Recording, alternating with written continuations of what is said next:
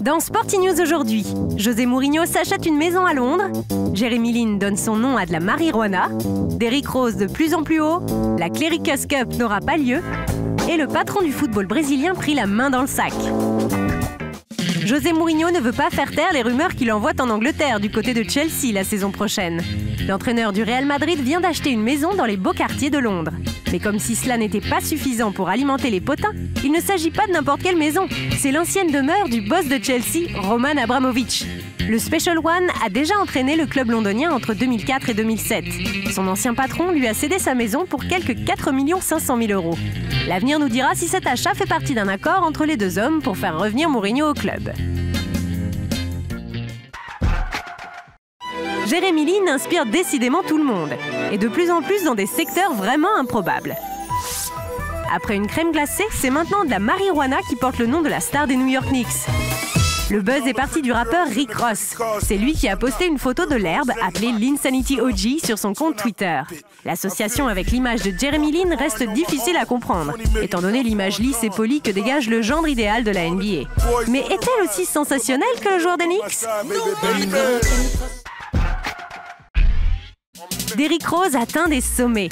Le meilleur joueur de la saison dernière en NBA vient de s'offrir un appartement en haut de la prestigieuse Trump Tower à Chicago. Il a dû débourser la modique somme de 2 800 000 $.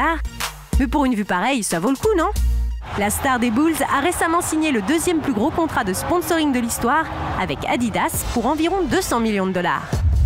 Il pouvait donc bien se permettre cette petite folie. En même temps, il fait ce qu'il veut de son argent.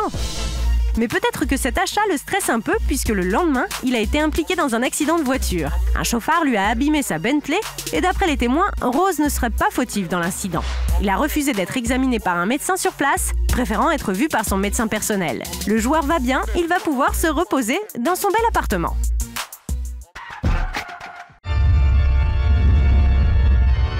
Le hooliganisme sévit au Vatican. La secrétairerie d'État, la plus haute instance vaticane, a décidé de ne plus soutenir la Cléricus Cup, une compétition de foot organisée à Rome entre religieux depuis 2007.